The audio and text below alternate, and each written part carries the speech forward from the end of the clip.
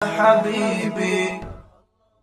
قرآن مجید میں اللہ تعالیٰ کا ارشاد ہے وَمِنْ أَهْلِ الْكِتَابِ مَنْ إِنْ تَأْمَنْهُ بِدِينَارٍ لَا يُؤَدِّهِ إِلَيْكَ إِلَّا مَا دُمْتَ عَلَيْهِ قَائِمًا وَمِنْهُمْ مَنْ إِنْ تَأْمَنْهُ بِقِنْطَارٍ يُؤَدِّهِ إِلَيْكَ۔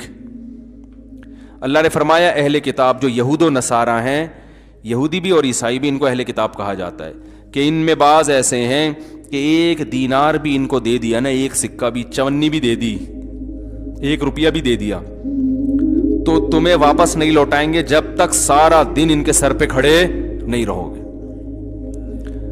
اور فرمایا ان میں ایسے بھی لوگ ہیں کہ سونے کا پہاڑ بھی اگر دے دیا تو فوراً واپس لوٹا دیں گے۔ تو اللہ تعالیٰ نے اہل کتاب میں بھی برے اور اچھوں کی جو تعریف کی اس موقع پر، اس میں بھی معیار پیسوں کا لین دین۔ تو پیسوں سے بہت جلدی انسان ٹریس ہو جاتا ہے کہ آدمی کیریکٹر کا کیسا ہے۔ باقی پھر نظریات ہیں کہ نظریہ درست ہوتا ہے تو اعمال درست ہوتے ہیں۔ بعض لوگ کیریکٹر کے اچھے ہوتے ہیں، ان کا کانسیپٹ ہی کلیئر نہیں ہوتا بہت سی چیزوں میں، ان کو اسلام سمجھ میں نہیں آ رہا، تو پھر ایسے لوگوں کو سمجھاؤ گے تو سمجھ میں آنا آسان ہوگا۔ والا صحیح ڈیفائن نہیں کر رہا ہوتا، یہ تو سمجھانے والے کی بھی غلطی ہے نا۔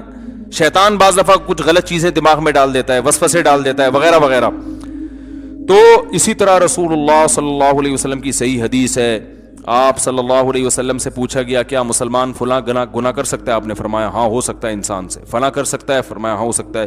صحابی نے پوچھا یا رسول اللہ جھوٹ بول سکتا ہے مسلمان؟ فرمایا نہیں، مسلمان جھوٹ نہیں بول سکتا، یہ نہیں ہو سکتا، مسلمان ہو اور جھوٹ بول دے تو کتنی بڑی بات ہے۔ ایک مرتبہ آپ صلی اللہ علیہ وسلم لیٹے ہوئے تھے اور آپ جذبات میں آ کے بیٹھ گئے، اور آپ صلی اللہ علیہ وسلم نے فرمایا 3 آدمی ایسے ہیں ثلاث لا یکلمہم اللہ یوم القیامہ ولا ینظر الیہم ولا یزکیہم ولہم عذاب علیم۔ 3 آدمی ایسے ہیں جن کی طرف اللہ کبھی نظر اٹھا کے قیامت میں نہیں دیکھے گا، اور نہ ان کے گناہوں کو معاف کرے گا، اور ان کے لیے دردناک عذاب ہے۔ جب یہ آپ نے یہ الفاظ کہے نا تو حضرت ابو ذر غفاری رضی اللہ تعالیٰ عنہ بیٹھے تھے، انہوں نے عرض کیا یا رسول اللہ خابوا وخسروا من ہم یا رسول اللہ، یہ تو تباہ ہو گئے، برباد ہو گئے، اتنی شدید وعیدیں آپ ان کو سنا رہے ہیں۔ 3 دفعہ آپ صلی اللہ علیہ وسلم نے اس کلام کو دہرایا ہے، تو آپ نے فرمایا المنان، ایک وہ شخص جو احسان کر کے جتلاتا ہے، ہر ایک کو بتاتا رہتا ہے یہ میں نے، وہ اس کو ذلیل کرتا ہے لوگوں کے سامنے۔ دوسرا والمسبل ازارہ، اپنے ازار یا شلوار کو ٹخنوں سے نیچے لٹکانے والا۔ اور تیسرا المنفق سلعتہ بالحلف الکاذب، جھوٹی قسم کے ذریعے اپنا مال بیچتا ہو۔ تاجروں میں دیکھو کیسے جھوٹی قسمیں اٹھا رہے ہوتے ہیں، اللہ کی قسم، یہ جاپان کا، اللہ کی قسم میں نے اس قیمت پہ لیا یہ۔ اب آپ کو کوئی بیچ رہا ہوں گا نا کوئی چیز، آپ کو لگے گا یہ مہنگی ہے، تو خدا کی قسم ہم نے تو اس ریٹ پہ اٹھائی ہے، یہ آپ کو کیسے مہنگی دیں گے؟ جھوٹی قسمیں اٹھا رہے ہوتے ہیں۔ کتنی بڑی شدید وعید ہے جھوٹی قسم اٹھانے پر۔ تو کردار کا پتہ کن چیزوں سے چلتا ہے بھائی؟ امانت سے، کہ آپ پیسوں کے معاملے میں کیا ہوں، 1 نمبر ہوں، اور دوسرا ہاں جہاں شریعت نے جھوٹ بولنے کی اجازت دی ہے وہاں جائز ہے جھوٹ بولنا۔ بعض دفعہ جھوٹ بولنا صرف جائز نہیں واجب ہو جاتا ہے اپنی جان بچانے کے لیے۔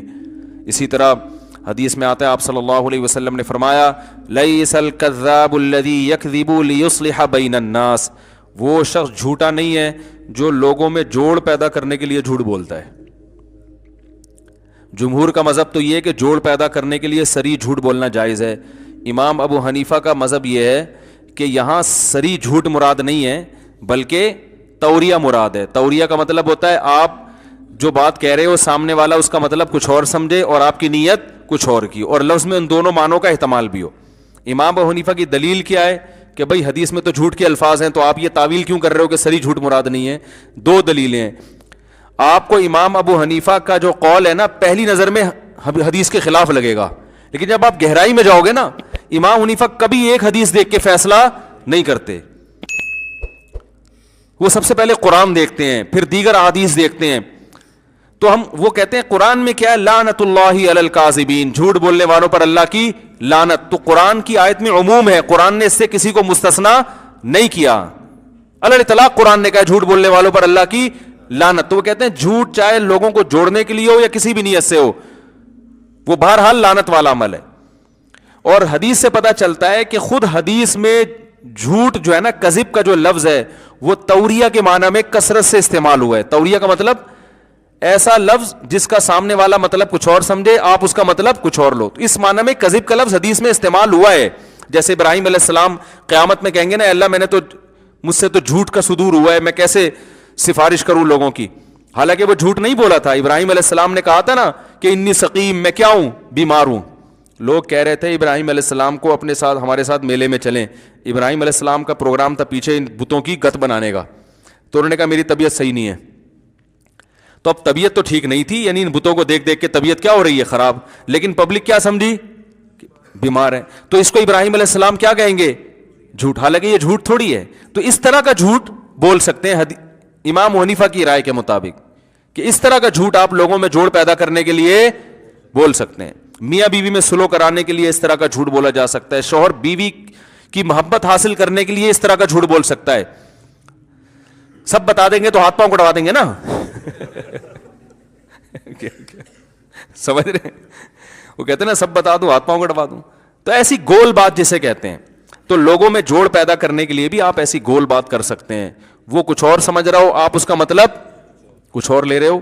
کیونکہ آپ بالکل کلیئر کٹ بات کرو گے نا, وسیم نے ستار تمہارے بارے میں پتا ہے کیا کہا ہے, تم تو جتنا اس نے تمہیں سامنے کہا ہے نا, اس سے پیٹ پیچھے اس سے زیادہ کہا ہے اس نے. بالکل سچ سچ پورا بھر بھر کے بتاتے ہیں لوگ لڑوانے کے لیے. تو حدیث میں اس سے ممانعت ہے بھائی, ایسی تفصیل میں ڈیٹیل میں جانے کی ضرورت نہیں ہے. گول مول ٹوپی کرا دو اس کو. اس کو ہم ٹوپی کرانا کہتے ہیں اردو میں, صحیح ہے نا. ٹوپی کا مطلب وہ جب ستار کہہ رہا ہے وسیم نے مجھے سنا ہے تمہارے سامنے یہ بولا, یہ بولا. ابے بھائی تم لوگوں کی سنی سنائی باتوں پہ کیوں یقین کرتے ہو؟ لوگ تو پتہ نہیں کیا کیا بول رہے ہوں گے. میرے سامنے بولا ہوتا تو میں تمہیں بتاتا نا. اب دیکھو اس میں کوئی جھوٹ ہوا, بات کو آپ نے کیا کر دیا, گھما دی. بھائی ہم نے تو اس سے تمہاری تعریف سنی ہے, وہ سنی ہوگی 3 سال پہلے ہو سکتا ہے, وہ والی اب نقل کر دو. جھوٹ بھی نہیں ہے, سانپ بھی مر گیا اور لاٹھی بھی نہیں ٹوٹی. یار وہ تو میں نے تو اس سے تمہاری تعریف سنی ہے. حالانکہ وہ ڈیٹ تھوڑی پوچھے گا کتنے بج کے کتنے منٹ پہ سنی ہے. اور اگر وہ بالفرض یہ پوچھ بھی لے کہ کب سنی ہے, اب چھوڑو یار ان باتوں میں کیا رکھا ہے ہم نے تعریف سنی ہے, اب کیا تم پولیس کی طرح انکوائری کر رہے ہو. اور یہ جو باتیں کی ہے نا اس نے میرے سامنے, تو لوگوں کی باتیں ہیں بھائی, لوگوں کی باتوں میں مت آؤ. اگر میرے سامنے کی ہوتی تو میں تمہیں بتا دیتا. اب اس میں کوئی جھوٹ بھی آئے, حالانکہ اس نے کی ہے بھر بھر کے. تو اس طرح میاں بیوی کو بھی جوڑنے کا حکم ہے اس طریقے سے. بعض دفعہ ایسا ہوتا ہے کہ کوئی عورت کے کسی عیب پر شوہر مطلع ہو جاتا ہے, حالانکہ وہ عورت توبہ کر چکی ہوتی ہے. اب آپ جا کے شوہر کے سامنے بھر بھر کے پورا بتاؤ آپ کی بیگم نے یہ حرکت کی ہے, تو وہ طلاقیں ہو جاتی ہیں. اس کو گول کر دو. ابے بھائی یار ایسا ہی پتہ نہیں بدگمانیاں بھی ہوتی ہیں خام خمیں. بھابھی تو بہت اچھی ہیں, ہم نے تو جتنے خاندان کی عورتیں ان سے ان کی تعریف ہی سنی ہے, تمہیں غلط فہمیاں ہیں. اور یہ اس طرح کر کے نا, دیکھو اچھے لوگ مارکیٹ میں بڑے چھاٹ چل رہے ہیں, لڑوانے والے زیادہ ہیں. مجھے یاد ہے ایک میاں بیوی کا کیس یہ ہوا کہ شوہر نے بیوی کو 1 طلاق دے دی. اب جہاں 1 طلاق ہوتی ہے نا, آپ کو پتا ہے کہ پھر پبلک دوسری تیسری بھی دلوا دیتی ہے. پبلک یہ کرتی ہے, جیسے شوہر نے 1 دے دی, اب لڑکی کے رشتہ دار اور محل, ابے یہ دیکھو اس نے کیا کیا ہے, طلاق دے دی بیوی کو اتنی اچھی. تو آدمی نا اب اپنی جھیب مٹانے کے لیے, اپنا عیب چھپانے کے لیے کہ میں نے غلطی سے دی ہے, وہ اور پھر بیوی پہ الزامات لگانا شروع کر دیتا ہے. او بھائی میں نے بالکل صحیح دی ہے, بالکل صحیح کیا میں نے, تمہیں کیا پتا یہ ایسی ہے, وہ ایسی ہے. وہ لڑائی پھڈا, تو وہ اگلی 2 بھی دے دے گا, آج نہیں تو کل دے دے گا. ادھر عورت کو لوگ ورغلاتے ہیں, تمہیں 1 طلاق دے دی اس نے, یہ تو بڑا الو کا پٹھا ہے, تمہارے اندر تو کوئی خرابی نہیں ہے. او بھائی یہ تو دینے سے پہلے کی باتیں ہیں نا, دینے سے پہلے تو اور طریقہ ہوتا ہے, جب دے دی ہے تو اب جوڑ پیدا کرنے کا طریقہ, رجوع کرنا شریعت میں مستحب ہے کہ اگر دے دیے تو رجوع کرو. تو میں نے دیکھا کہ ایک شخص نے اپنی بیوی کو طلاق دی, تو لوگ اس طرح سے ورغلا رہے ہیں, یہ تو الو کا پٹھا ہے, یہ تو ایسا ہے, یہ تو ویسا ہے, یہ فلانا ہے, وہ اور لڑائی. ایک سمجھدار آدمی تھے, ان کو پتا چلا, وہ اس کے پاس گئے, انہوں نے بولا یار 1 دی ہے نا, کہہ رہے وہ اب مجھے, میں بھی بیٹھا ہوا تھا وہاں, کہہ رہے ہیں کہ بھائی ہم نے تو اپنی زندگی میں یہی دیکھا ہے کہ ایک طلاق کے بعد تو میاں بیوی میں محبت اور بڑھ جاتی ہے. میں نے کہا چھوڑی تو بہت بڑی ہے, لیکن بات اس آدمی نے کیا کی ہے, بالکل صحیح کی ہے اس موقع پر. اور بعض دفعہ بڑھ بھی سکتی ہے. آدمی کو جب جدائی کا احساس ہوتا ہے تو اس کا یہ سری جھوٹ نہیں ہے, امکان کے حد تک تو ہے نا. بعض دفعہ بھائی دے کے آدمی پچھتا رہا ہوتا ہے. تو انہوں نے اس پچھتانے والے عنصر کو ہائی لائٹ کیا کہ یار دونوں کے جذبات کو کیا کرو, ٹھنڈا کرو, لڑاؤ نہیں ایک دوسرے کو.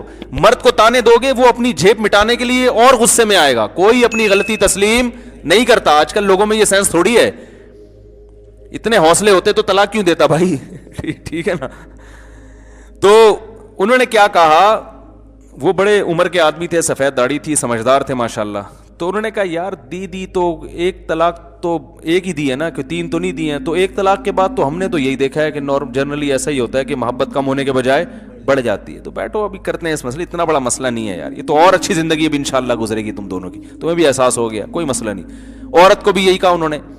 میں نے کہا یار درجنوں لوگ اس کیس میں دیکھے, خاندانی ماشاءاللہ ایک آدمی دیکھا ہے. تو یہ مطلب ہے حدیث کا کہ جھوٹ بولتا ہے لوگوں کو جوڑنے کے لیے. تو آپ نے فرمایا ایسا شخص اللہ کے ہاں جھوٹا شمار نہیں ہوگا.